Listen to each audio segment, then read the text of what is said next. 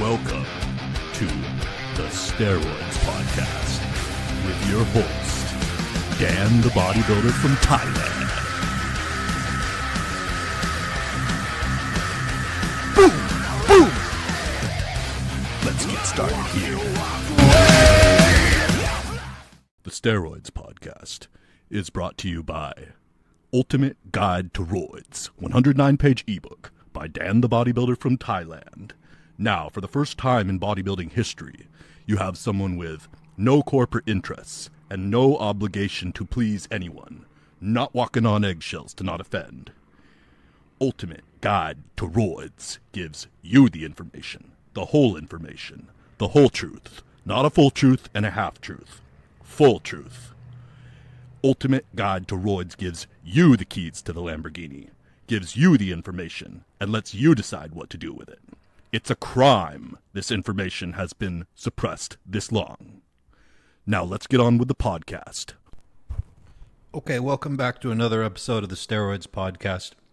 First thing I want to say is that there are guys who have pre-existing medical conditions who have asked me questions about taking steroids and had certain side effects when taking steroids that have been related to their pre-existing medical conditions. And I want to say that for you guys that have these pre-existing conditions and you're listening to the podcast, that your side effects and things that happen are not going to be exactly the same as, the average guy, which this podcast is geared towards people that do not have pre-existing medical conditions. So if you have those pre-existing medical conditions, I highly advise that you do TRT and do not do bodybuilding. That you are fully under the supervision of a doctor. And because you have a completely different set of things going on. And doing steroids and performance-enhancing drugs and blasting them, when you have got pre-existing medical conditions, you've got problems with your health, that's not good. That's not good, and I highly, highly recommend for you guys to not be fooling around when you've got that going on. So I wanted to start out this podcast just to tell you guys that are doing that, because I've become aware of some guys that are doing that. They've got these pre-existing medical conditions and they're doing steroids and they're asking me questions about it in relation to their steroid use. You got a whole different thing going on, man. You got a whole different thing going on than the rest of the guys who are, doing steroids, doing bodybuilding. And I'm going to say, if I was in your situation, what I would do is I would go get on TRT with a liberal doctor who was cool with doing TRT, something, between 200 to 400 milligrams of testosterone per week, and cool with putting me on an AI and HCG and knew what he was doing. And that's what I would do. If I was a guy with pre-existing medical conditions, personally, that's what I would do. I wouldn't be fiddling around with, steroids, You should be healthy, You should be a healthy dude if you're going to be fiddling around with steroids and hormones. Seriously, you should be a generally healthy dude, okay? So that's my advice regarding that. And then the next thing was that I wanted to tell you a funny story. So in the location that I'm in the other day, I went to the gym. And you guys know that I'm not in a Western country right now. I'm in an Eastern country. And and so I went to the gym and I changed my clothes. And then there's not a lot of people who are bodybuilders here. They're not really used to seeing bodybuilders. And so then I was trying to get out of the locker room, and the door got stuck. And so I pushed the handle and it wouldn't open. And then I kind of pushed it a little bit more and I was like, what the hell? And so I was like, I got to kick this door out, right? And so I was like, boom, and I kicked the door out, right? And it goes flying outwards. And then right then, you know, this dude who was probably the biggest natural at this gym walks by, right? And he sees me, and I'm in my Gold's Gym Venice Beach stringer. And, you know, I just kind of violently kicked the door out of the locker room. And he kind of looks, you know, like he's seen a ghost or something, right? And so then I'm just like, walk out, and then we go do the workout, right? And so then I go do the workout, and there's him, and he's kind of the leader of their group or something like that in the gym. And so, of course, like I said, there's not a lot of bodybuilders here, so everybody's kind of like looking at me, right? Because they're not used to it. They're not used to it in this country. And so they're kind of like looking at me while I'm working out, and you know, they're not used to seeing something like that, you know, a freaky body or something like that, you know, with angles on it, angular muscles. That's not what natural people look like at all. They don't have a lot of angles on their body. They have more of a free-flowing form. And so then I finished my workout, and I went back up to the locker room to change my clothes. And now there's about 10 of these dudes here who are local dudes. They're all sitting in the locker room. It's really crowded, all right? And I walk into the locker room, and they ambush me, and they go, do you take something, right? That was how they said hello to me. They didn't say hello. We didn't talk when we were in the workout, you know, during the gym or whatever. We didn't say anything. But the first thing these guys say to me, so I open up the locker room door, right, to go in there. And there's like 10 of these dudes. And their leader, you know, that guy who, when I kicked the door out earlier, you know, he was like, a little bit shocked or something. You know, because it was kind of like, probably looked a little bit of a like violent or like roid ragey move or something, right? And then I'm down there training, I get a pump, and, you know, I'm, you know, a bodybuilder on gear. So, you know, I have a certain look, and then, you know, my workout is much more harder and more intense than most people are used to seeing, you know, in a gym, because, you know, you guys, if you're working out the way that you should be, you can't be quiet. You can't be, you know, working out without making noise, without grunting and stuff like that. If you're working out as hard as you should be working out. So, you know, most people are very timid in the gym when they're working out. They're not making a lot of noise. They're being very careful to be very quiet. You know, that's not me. And so if you're not used to seeing that, it could be kind of shocking, you know, to see someone who is a bodybuilder, and, you know, then they're, you know, having to make noise in the gym. The workout is very intense. You know, they look like they're probably on the brink of death or something because of the intensity that they're doing. And so, yeah, so I walk into the gym, and, you know, these guys, you know, that guy who was the biggest one of them, he goes, do you take stuff? Do you... I'm like, you know, I'm thinking in my head, hello, nice to meet you too. But I just go, yeah. And I had a feeling in my head, you know, like the way that they were saying it, because they were all like, literally, it's like 10 dudes, and they're just staring at me, every single one of them with, you know, eyes extremely focused, staring at me. And you know, with this guy in the front saying, you know, do you take stuff? And this crowd of dudes, you know, hanging on what would be the next word out of my mouth. And so I'm like, yeah, I take stuff. Because it seemed like, you know, they want to know. They want to know. They probably have seen pictures of people on protein powder tubs or something like that, and been like, you know, we want to go to the gym and we want to get big like that, but we don't know how. And so now here's somebody that comes to the gym and looks like he freaking knows how. And so then they say, you know, what? So what? Like creatine, protein, or something? And I go, no, man, testosterone. And he goes, well, will you show us a picture of it? And I go, I don't really have a picture of it, but you know how it is. You know, it's like an oil, and I give myself an injection. And they're like, oh, it's an injection. And, okay. And then all of them are like, and everybody kind of like gets it there. And then they were all real friendly. And they were saying, where are you from? The other guys started talking, and they're, do you like basketball? And so everybody's friendly at that point. And then one of them said, he said, I'm natural. And I said, good for you. So that was how that went. Kind of a funny story. Start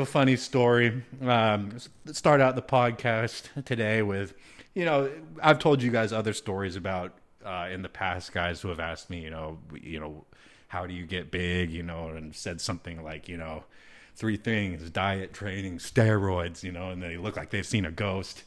It's nice telling people it's a good thing. Telling people, what is it? The bodybuilding doesn't have to be this big secret, and, having this huge ass elephant in the room, like, those guys obviously taking protein, right? Like, I take 30 scoops of protein. Yeah, that's why I'm so big. Like, yeah, right, bro. There doesn't need to be, we don't need to be this thing in bodybuilding where we're lying to people and it's this big secret, just telling people like it is. You got to take testosterone. Man. Another thing those guys said is they said, do you like it? And I said, yeah, I like it. It makes me more man. And they like that too. So I've found that in America and other Western countries that there's more of a judgment. It's like when people are asking, like, do you take stuff? Do you take steroids? It's like, if you say yes, basically that all that would do is make them think like, oh, you piece of shit. But I found that in Eastern countries, that's not why they're asking. To like confirm that you're a piece of shit or something like that. They're asking because they want to know. They actually want to know. They're not asking to say you're a piece of shit and confirm it. They're asking because they're curious and they want to know. In Thailand, I've had Thai men on the street too, just random guys, who you could tell they go to the gym and they would flex. They'd introduce themselves by flexing their muscle and saying, hey, I work out, I go to the gym. And then they would say, do you take steroid? That was how they introduced themselves. And I'd be like, yeah, I do. And it helped them learn. And they would be, oh, you do. Do you take a shot? How do you do it? It wouldn't be a thing of, like, oh, you piece of shit or something like that. Anyways, those are some of my experiences, guys, with, telling it like it is with bodybuilding, telling it like it is. So the first question for the podcast today is, there's another thing I have to go over is non-pharmaceutical grade growth hormone compared to pharmaceutical grade growth hormone. So I got to clear up some misconceptions on that. And that is that, does non-pharmaceutical grade growth hormone, generic growth hormone, does it have effects? Because there's been some confusion because of what I've said about, how important pharmaceutical grade growth hormone is. The answer is that generic growth hormone does have effects. It does have effects, okay? It is not something where you take it and nothing happens. So it can help you with your bodybuilding goals, actually. But does it have the same effects as pharmaceutical grade growth hormone? Does it have the same incredible effects as pharmaceutical grade growth hormone? No. Is it the same thing as pharmaceutical grade growth hormone? No. But can generic growth hormone help you with your bodybuilding goals? Yes. Okay, so basically what generic growth hormone does, the average vial of generic growth hormone, how is it going to help you? What effects is it going to have for your bodybuilding? Well, the primary effects that it's going to have is it's going to make you bigger. It's going to make you hold a lot more water. And it's going to do that in your skin and in your muscles. The cosmetic effect of it will be something like the cosmetic effect of D-ball, where you look very waterlogged and bigger, significantly bigger.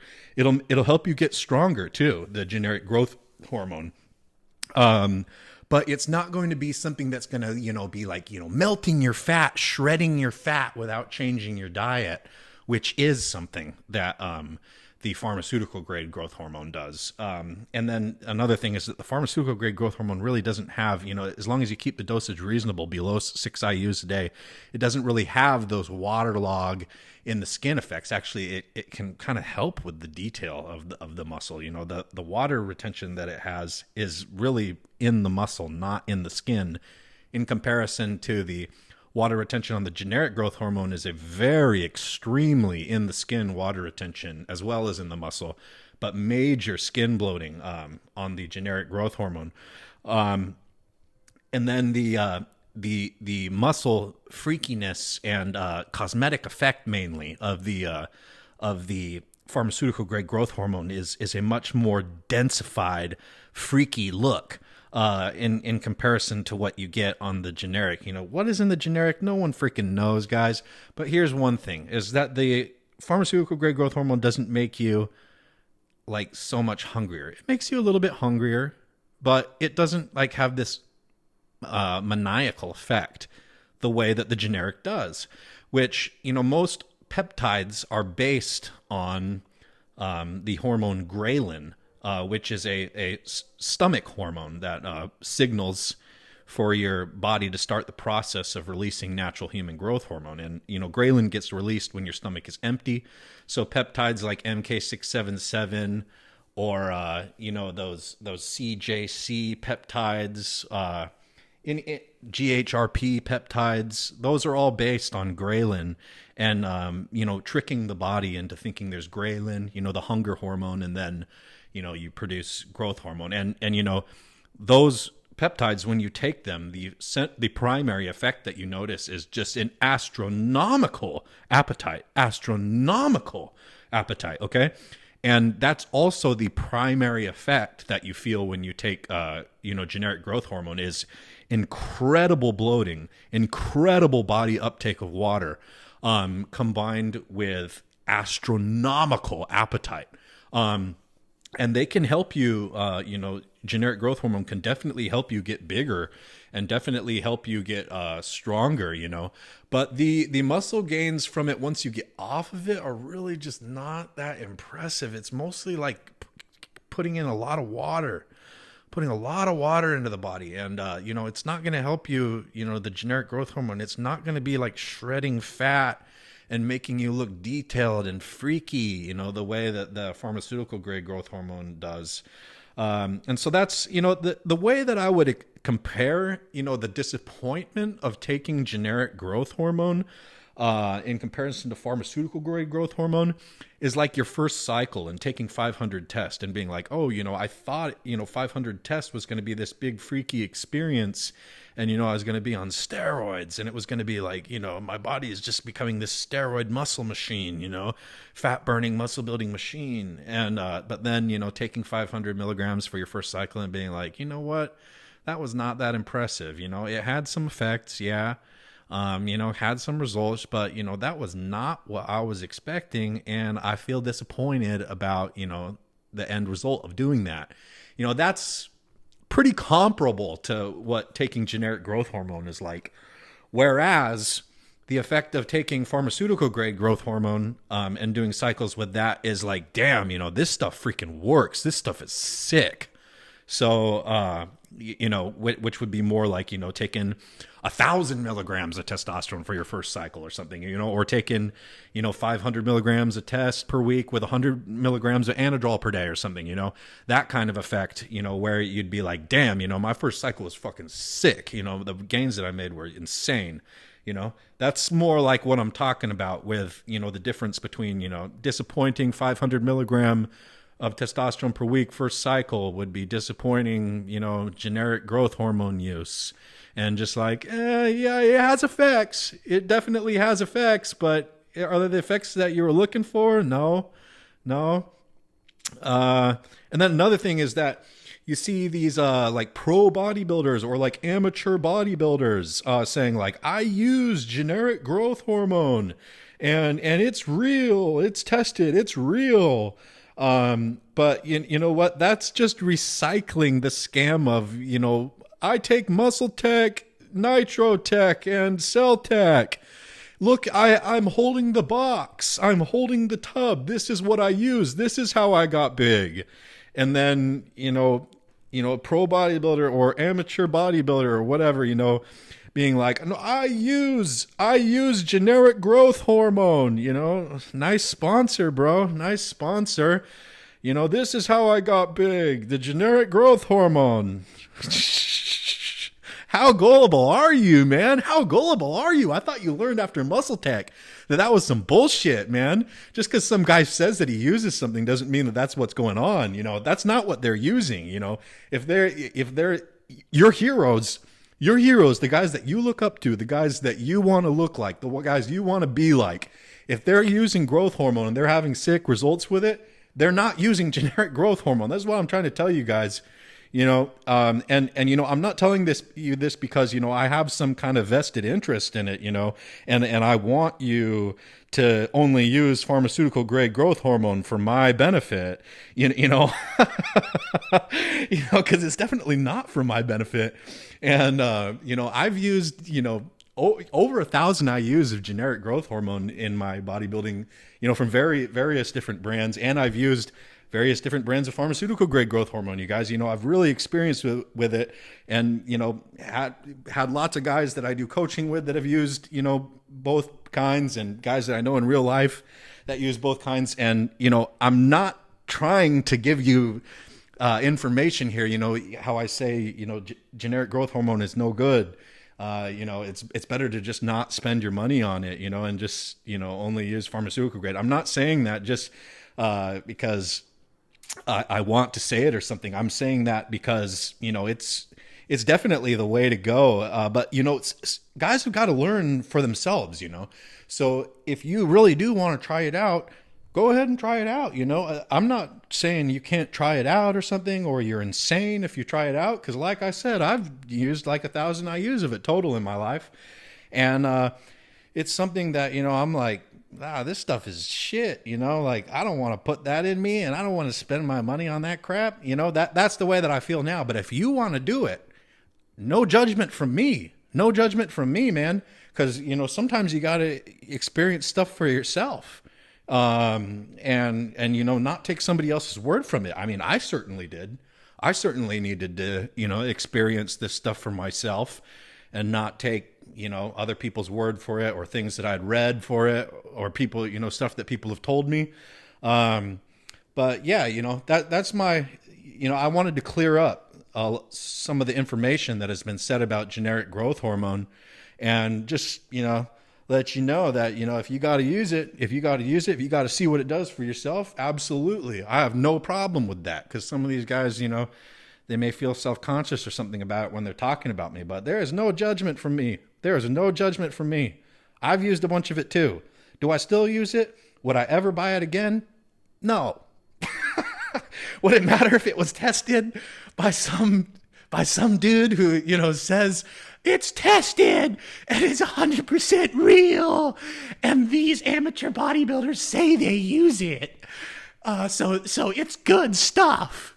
I'd be like, no thanks, keep that shit away from me. That's what I would say, all right? After all my experience at this point, that's what I would say. So that's my opinion on generic growth hormone. Hampy asks, question for the podcast. I have an issue with some loose skin. I've heard that growth hormone can solve this, but it's very expensive and I don't want to use generic growth hormone.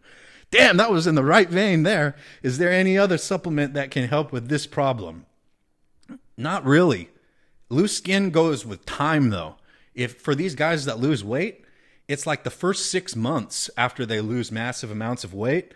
And if they've got loose skin, after they've, lost the weight and they're done with the weight loss, then the next 6 months where they're like maintaining, like that skin a lot of the times tightens up quite a bit. But if they've got skin that is actually hanging, like it's its own entity, it's hanging away from the body, and they can pick it up and it's like a flap, it's not just loose skin, but it's actually like a flap of skin that is hanging down. like kind of like a fupa or something like that, or something more mild. But it's actually a flap. It's not just loose skin around the body, but it's actually something they can pick up and they can wave it around. That kind of stuff, it's got to be removed by surgery. So there are there's stuff called medical tourism, guys, where you can go to other countries, to countries like Thailand, for example, where they have good hospitals and they're very experienced at plastic surgery. Tons of plastic surgery going on in Thailand, for example. But there are other places too where you can, get these procedures done. But, Thailand is a really good one, that it has really experienced plastic surgeons, and very high quality hospitals, where, if you're not able to get this kind of thing done in, a Western country, because it's going to cost you $10,000, $15,000 or something, you can go do medical tourism in these other countries and spend something like, $3,000 on the surgery, $1,000 or $1,500 for your food, the flight, the round trip flight, and the hotel and everything, and have the whole thing done for like $5,000. So would definitely look into doing something like that for medical tourism.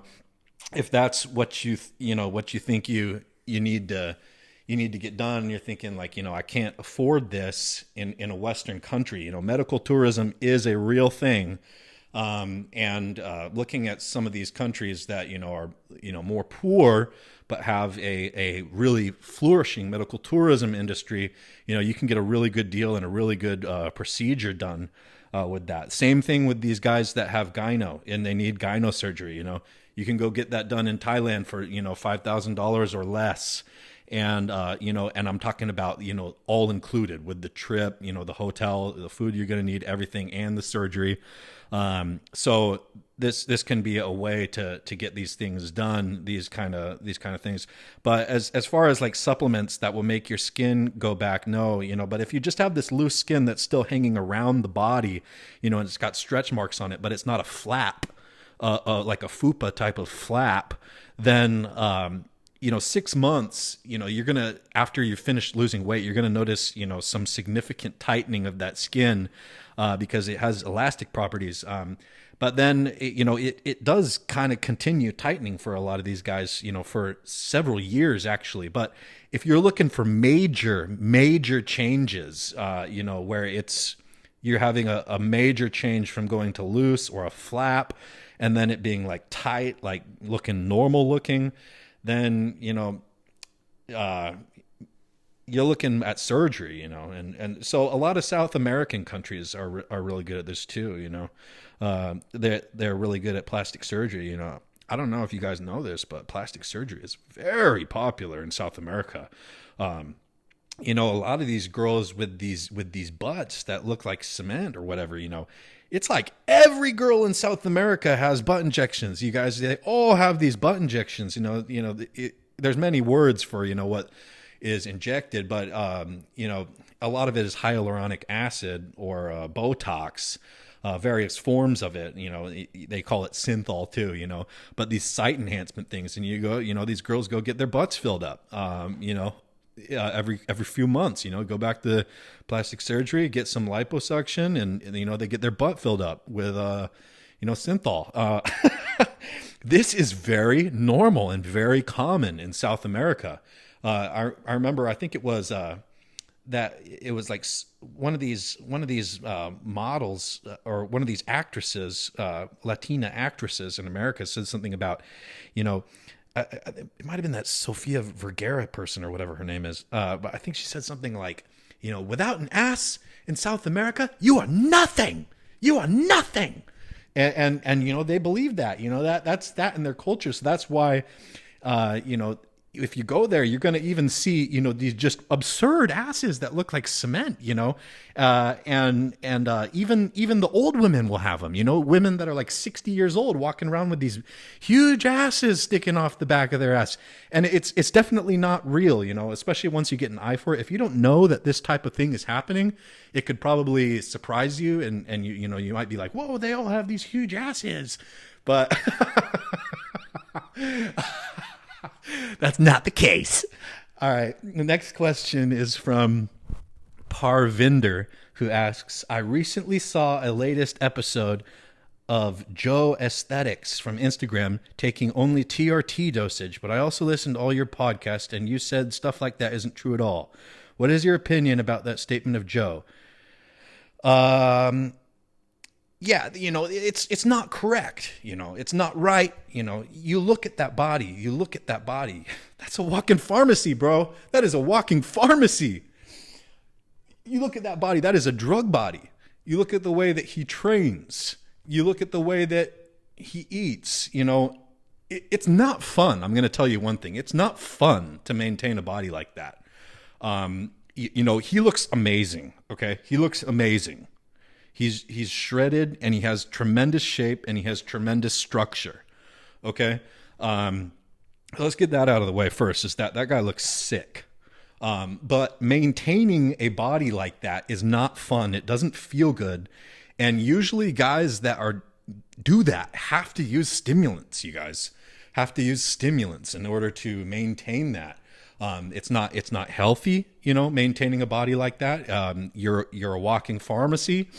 Thyroid hormone usage is going to be heavy with guys who are maintaining bodies like that. And then you hear a lot of times these guys who maintain bodies like that talking about, how it's not about the weight you're using in the gym. It's not about, the weight. It's about feeling the burn. Thyroid hormone, baby. T3 usage, T4 usage, a lot of thyroid hormone. Thyroid hormone makes you weak as shit. Another thing you'll see with all these guys a lot of times is super, super wet in the gym. So much sweat. Thyroid hormone heats your body temperature up so that you're running hot all the time. You sweat like nuts. You can be like walking up a hill in the rain, or walking down the street in the rain sweating because you're just running so hot all the time. You're out of breath. Your heart can have, like palpitations, like not be in the right rhythm and stuff. That's not fun. You're very weak. T3 thyroid hormone saps your strength so much. So this is going to be the type of thing that you're going to hear, a lot of these, you're going to see these signs of the drug use, in a lot of these guys. And thyroid hormone is huge with these guys who are these fitness models. Okay. You're going to see, just, inappropriate sweating that is not appropriate for the activities that they're doing. You're going to see breathlessness. That's going to be another one that you're going to see from small amounts of activity. So doing small amounts of activity, but then breathing very hard from doing that.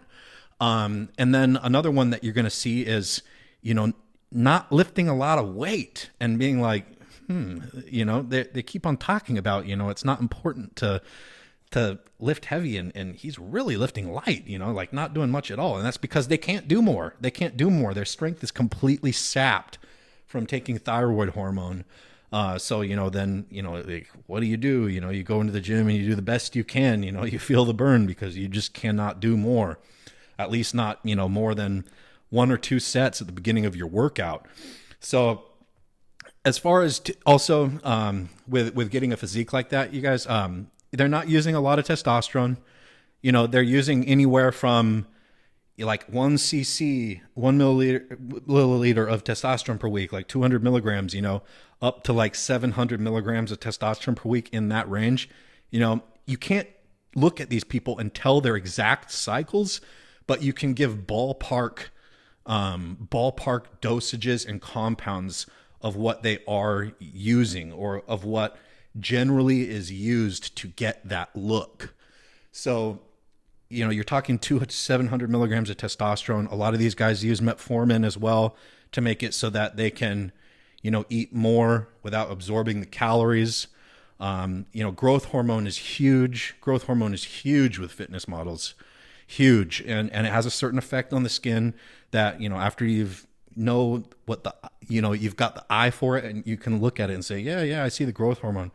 So you're looking at somewhere between 3 to 6 IUs of pharmaceutical grade growth hormone per day. And it's not generic growth hormone. Okay, guys, it is not generic growth hormone. These guys that have crazy detail, they're crazy lean. That's not what they're using. Sorry, point blank, 100%. That's not what they're using.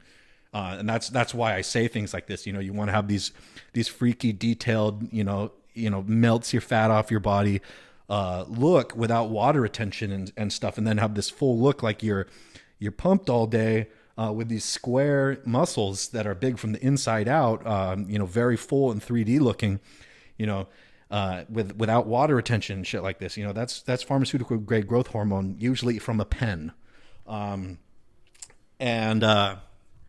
So you're talking that 2 to 6, 3 to 6 IUs a day. You're talking Masteron, 700 milligrams per week. Definitely Masteron, 700 milligrams per week. A lot of times these guys are using Anavar between 50 milligrams to 100 milligrams per day. Very, very popular. Also Winstrol in same dosages. Sometimes Winstrol in higher dosages too, like up to 150 milligrams per day. And then another thing that you may not have thought of, Primobolan is very popular as well. Primobolan is very popular as well with these guys. Something like 600 to up to like 1,400 milligrams per week of Primobolan. Somewhere, I'm giving you these ranges that these guys who have these types of physiques use. And then Trenbolone too, guys. Like, even... a lot of people think like you have to be this freak or something to be on Trenbolone. There are so many dudes who are on Trenbolone who are not big and do not look like freaks, you guys. It's about the look. Okay? And also it's about helping you stay lean. Trenbolone, Winstrol, both very high nutrient partitioning steroids that make you be able to eat more and be able to stay lean. But the reality is that a lot of these guys are not eating much. They're really not. They're eating like some white rice. They're eating a lot of vegetables. They eat some chicken breast. They eat egg whites, one whole egg or something, They generally don't feel good. They generally feel like shit during the day. And, don't have, that's why a lot of them use stimulants. It's very, very common using stimulants in the fitness modeling community. It's basically the status quo. And then, so yeah, we're talking Trenbolone, anywhere from, 225 milligrams per week up to 700 milligrams per week. And I'm telling you that guys who are not that big, but they're super detailed and they're super shredded and they have sick shape and the detail is absurd. Trenbolone at high dosages, guys, in these small guys is not uncommon. It's not uncommon.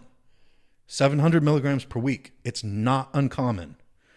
You'll have guys say like, no, that's not what they're doing. But that's generally going to be big guys saying that, or, guys who have no experience whatsoever. And the big guys, they're protecting that status quo. They have incentive. They don't want you to get big like them. They don't want you to have the right information. They want to be the one with, I am Superman. I am a god among men. I am so cool and everything like that. You have guys like John Skywalker who, very low muscle mass, but has, said, he's on 400 to 600 milligrams of Trenbolone per week, pretty much year round. And yeah, look, he's got the look. Okay. And we're talking about John Skywalker, somebody who he doesn't have a lot of muscle mass at all. Somebody like, Joe Lindner, Joesthetics has way more muscle mass than John Skywalker. Okay. So when you're talking, 400 to 600 milligrams of Trenbolone per week for a John Skywalker physique, and then you're looking at another guy, 700 milligrams to a gram of Trenbolone per week for a guy like Joesthetics. That's not unheard of. It's not unheard of.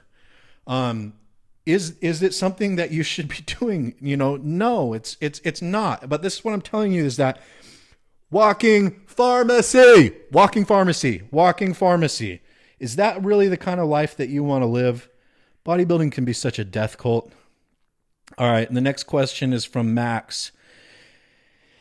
It's a HGH question about underground labs. He says he has a friend who uses it, and how can it still work from him? For him, it's generic growth hormone. It's like I said, generic growth hormone does not have no effects. A lot of times, it even has certain things like prolactin-like molecules in it that will give you long-term sexual dysfunction. That's another thing with generic growth hormone is it gives sexual dysfunction after using it for a long extended periods of time in many people. But the pharmaceutical grade does not have this effect. It just does not. And that's because the growth hormone molecule is very similar to the prolactin molecule. They're both created by the pituitary gland as well.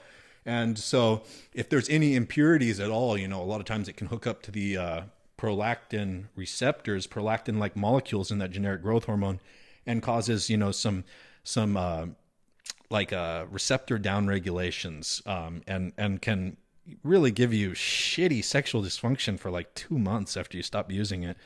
Not fun. Next question is from Marshall. I'm 30 years old and have beat my body up with farming lifestyle. I used to lift and destroyed my elbows. They're sore every day. I'm uninsured and want to know where and what tests to get cheap blood work done to know my hormone levels.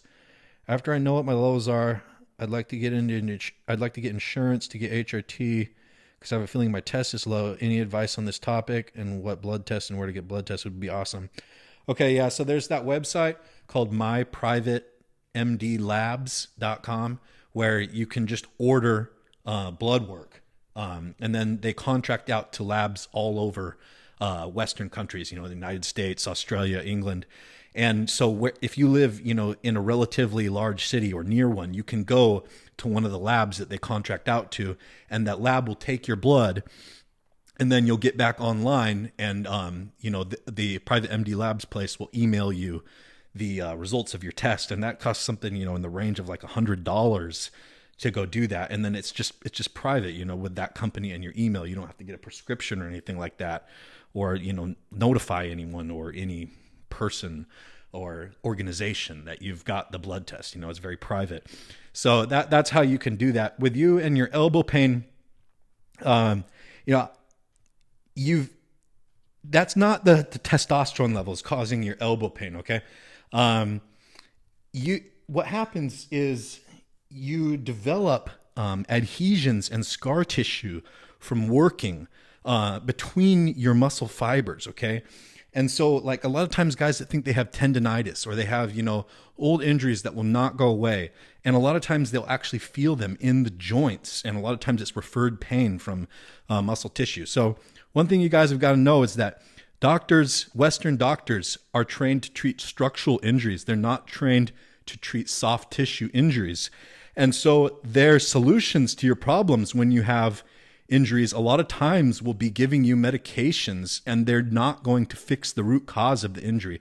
They treat symptoms. That's what most Western doctors do. A lot of times they treat structural injuries and they treat symptoms.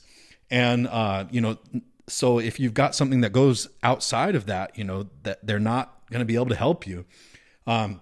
And Eastern medicine and just Eastern culture in general has a much better grasp of soft tissue work and the significance of soft tissue treatment in injuries. So that's why massage is very popular there. So the thing with you is what you've got going on, and what you should do is you should search your forearm muscles, okay? The muscles in your forearms, the muscles in your triceps, and the muscles in your shoulders, okay? You need to use your fingers to really dig into those muscle fibers, okay? And apply a lot of pressure and search for tender points, okay? They're called trigger points. What they'll feel like when you touch it, you'll be like, oh, and it will really hurt, it'll be a sensation of like, that really hurts. A lot of people have these in their calves too, or in their soleus muscles, right below the calf, but above the Achilles tendon. And a lot of people have them in the front of their shins too. That's what causes shin splints, or the feeling of shin splints. So these adhesions, what they do when you've done a lot of work, you've done repetitive motion over time, or you've done the same workouts over time, same exercises. As the muscles are breaking down and then rebuilding up, breaking down and then rebuilding up in response to the stimulus that you're doing, scar tissue forms in between those fibers. That's very natural.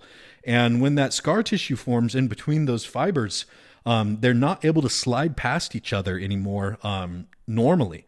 And it's kind of like putting like a spider web in between the fibers that kind of makes them sticky and pulls on them and puts tension, uneven tension.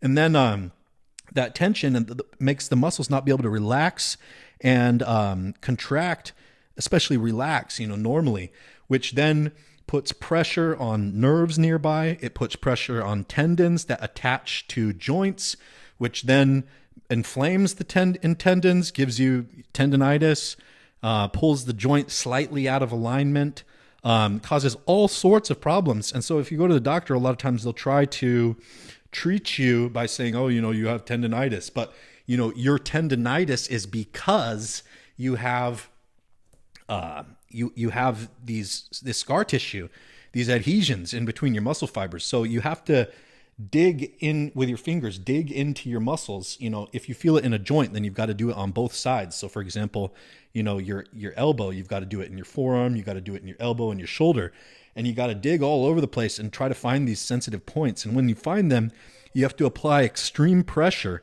and the pressure will cause you acute pain that is very severe. It'll be like a roller coaster where the pain will go up for about like 20 to 30 seconds. It'll keep increasing as you continue applying the steady, extreme, or hard pressure.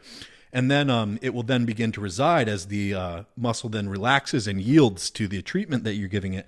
And the adhesions will slowly break away as you do that every day over about 3 to 4 weeks. And then, injuries that you thought you were going to have for your entire life, old injuries, structural injuries, will go away through doing this. And so a really good way to do this is to get a hard ball, like a croquet ball or a lacrosse ball, or a baseball, and then to use your body weight, put the body part that you need to, do the deep tissue massage to, and, you're going to put it on top of that hard ball and then use your body weight to apply force down through that ball against your muscle tissue.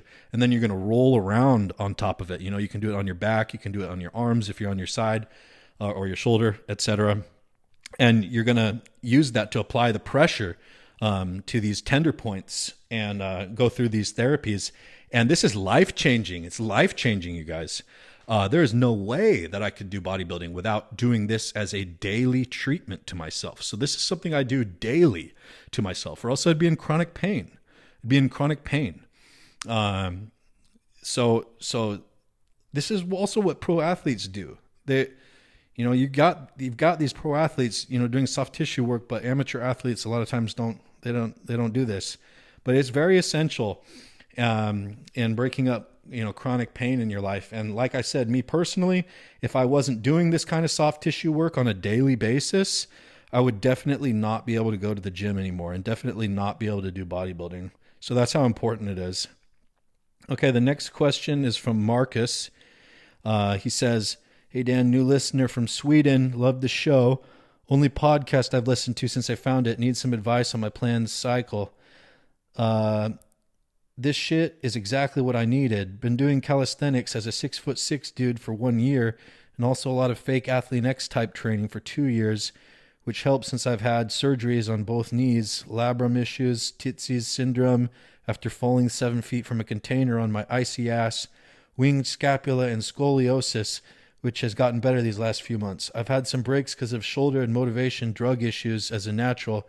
I felt like shit most of my life. Started working out for real this June, doing all kinds of workouts, but I make sure I got H muscle twice a week, pretty hard, with a lot more compound lifts, slowly getting my knees ready for squats and shoulder for bench, and a lot more sets and reps on everything else. Okay, the advice that you needed, I don't really understand what the question is, but this is what I'm going to say to you is, it sounds like you've got depression. It sounds like you've definitely got depression, and I would say that needs to be taken care of. you have a lot of injuries over time. So what I was just talking about massaging out, deep tissue massaging out your muscles and finding those tender points and applying extreme pressure to them to break up the scar tissue, that's going to be important to you to getting your body ready to do exercise. So guys that have chronic pain, if you have a lot of injuries that have built up over time, or you are experiencing chronic pain, this is going to be absolutely debilitating to your mental state. Chronic pain is a massive driver of depression. So you've got to get this under control. That's got to be your main focus right now, is to get the depression under control. For the pain, one thing you can do if you're not, so you don't want to go on like opiates or something from the doctor if you have got chronic pain, because they'll give you something like that, pain pills, and that's, in the long run, it's not going to be a good thing for you. So what you can do instead is you can use Kratom. This is something that I used for a year, twice a day, when I had really severe chronic pain, and it was back like over 10 years ago. I couldn't really use my arms for about a year because I had a repetitive motion injury and had some trouble breathing because of some injury in my ribs. So they prescribed me pain pills, okay, and that didn't help. It helped with the pain, but it was stupid. And so I said, I'm not going to use these. I'm going to find out, what I'm going to do instead. And that was when I found out about Kratom. And Kratom is a very powerful pain reliever, okay? So I'm going to compare the pain relieving effects that Kratom can do to a well-known pain pill. So a pain pill like Vicodin that the doctor would prescribe you at something like 10 milligrams per day. A normal Vicodin tablet is like 5 milligrams per day. If you've ever had like your wisdom teeth taken out or something, they probably prescribed you this.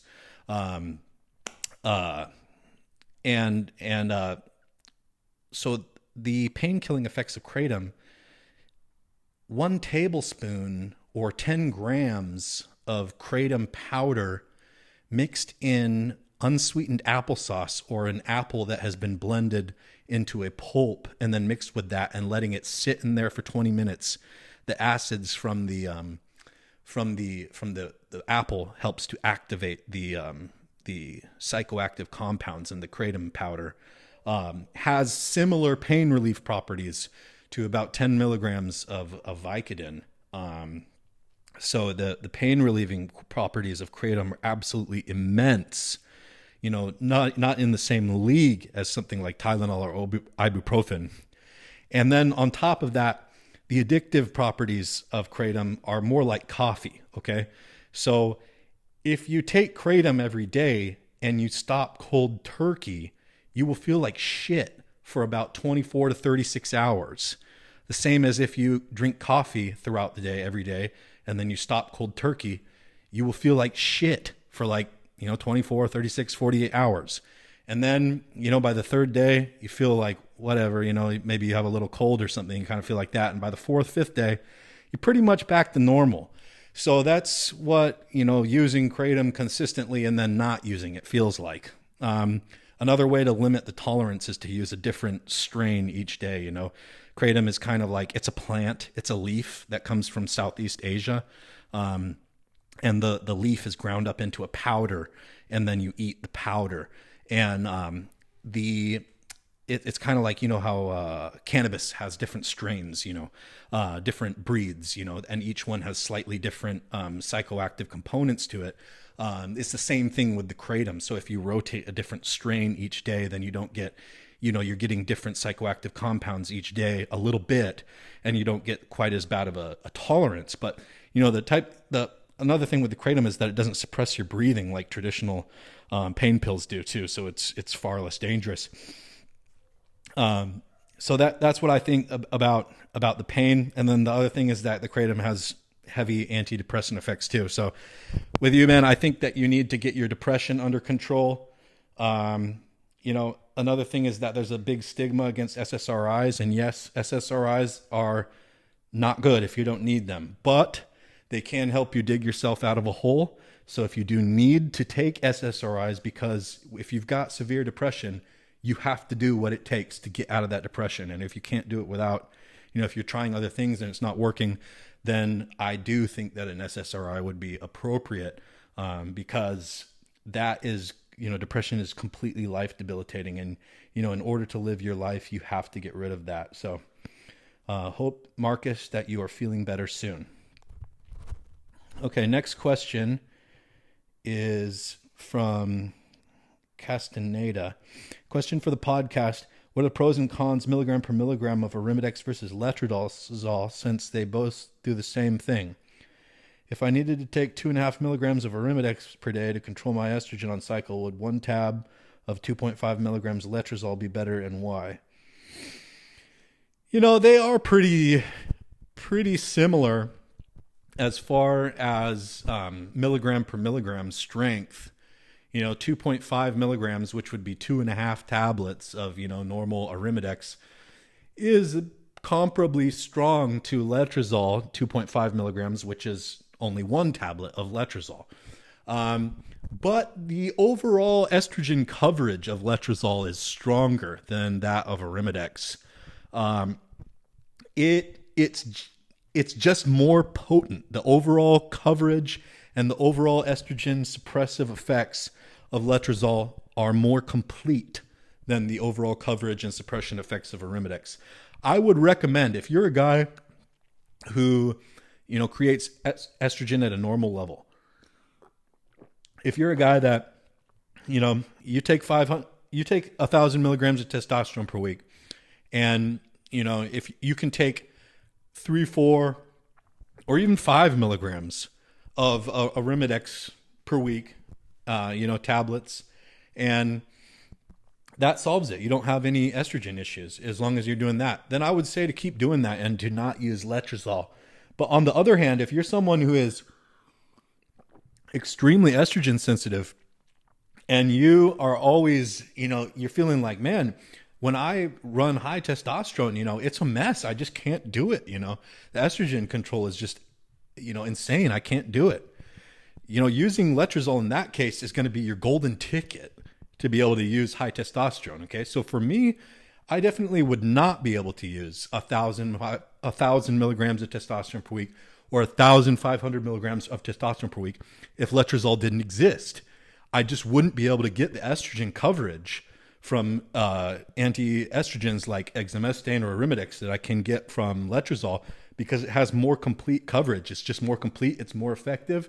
And it has more of a total suppression effect on it, where you feel like, wow, like my estrogen is under control and I'm not having to, pop this shit all the time like candy or something like this and feeling like it's out of control or something. You feel like, whoa, this controlled it. This solved the problem.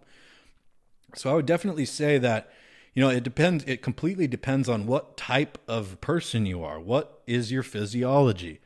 I've said this before, that estrogen, the amount that you create from testosterone, D-bol, etc., is so genetic, you guys. There is no cookie cutter amount for a certain amount of testosterone or a certain amount of D-bol. You can't just say, if you take this dosage of testosterone, then you need this dosage of Arimidex, without knowing that person's body. Because for one guy, he could need none on 1,000 milligrams per week, or even 2,000 milligrams per week, need none. Whereas another guy would be this massive gyno water-attented tit fest, taking even, 1 milligram of Arimidex every day on 2,000 milligrams of testosterone per week. So, don't listen to anybody who says that, these anti-estrogens can be used in a cookie cutter manner like that, because they absolutely cannot. They have to be, this is the most highly individualized component of taking performance enhancing drugs.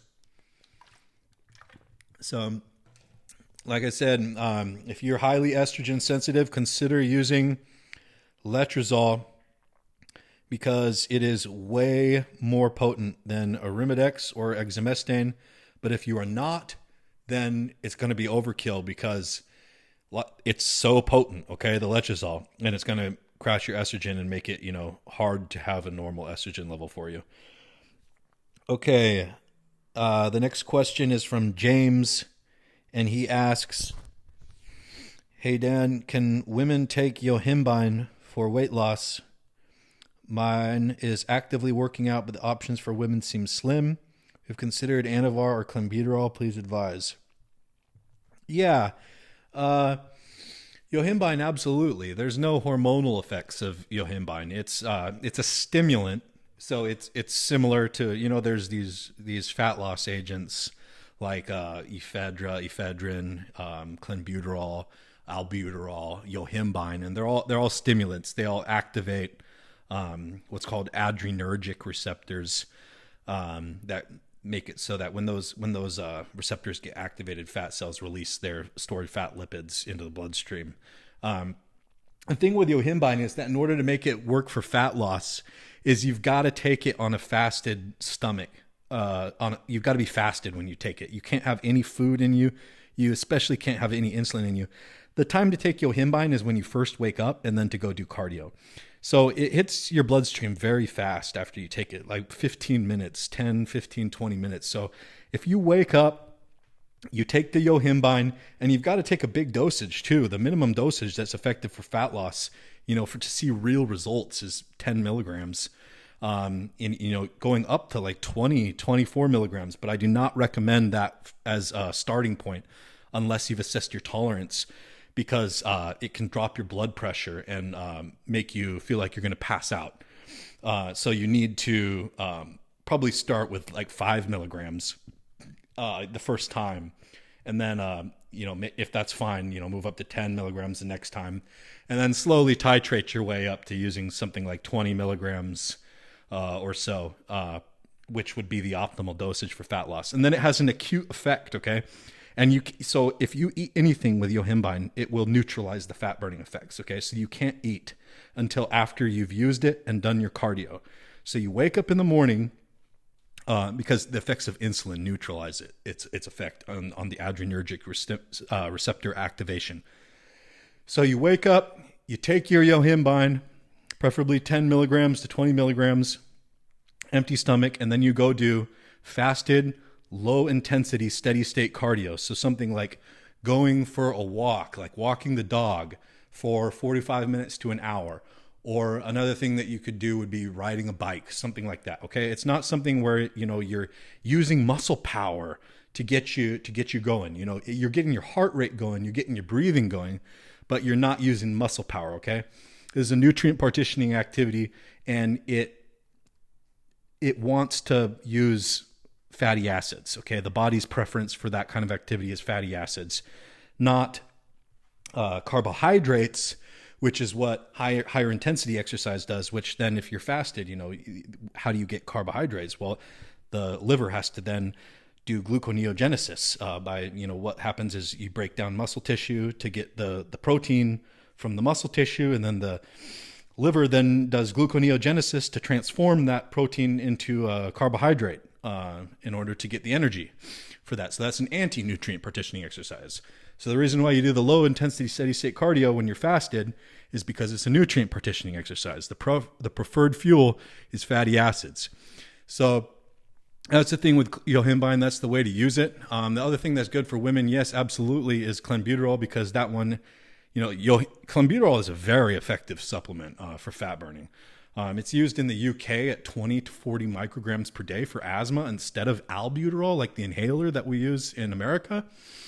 And, but, Clenbuterol lasts in the body for 2 or 3 days, after you take a single tablet. So, it's working while you're up the entire day, and it's working while you sleep. It's very strong, very effective. And, it's relatively safe too. They're using it at these low dosages for, regularly for asthma in the UK. And those are the dosages that I would recommend that people use them at, 20, 40, 60 micrograms per day for Clenbuterol for fat loss, starting the first week, 20 micrograms, second week, 40 micrograms, third week, 60 micrograms, and, leaving it in maybe for a fourth week, 60 micrograms or so. Could even go up to 80 micrograms. And doing it like that. And again, the fasted cardio works well with that. But, so the Clenbuterol is not hormonal. It's not a male hormone. It won't do anything to, it's not like, if you got girls taking Anavar, you got girls taking SARMs, that's the same as you, dude, taking birth control. And then if you say, well, it's okay, she's just taking a little bit.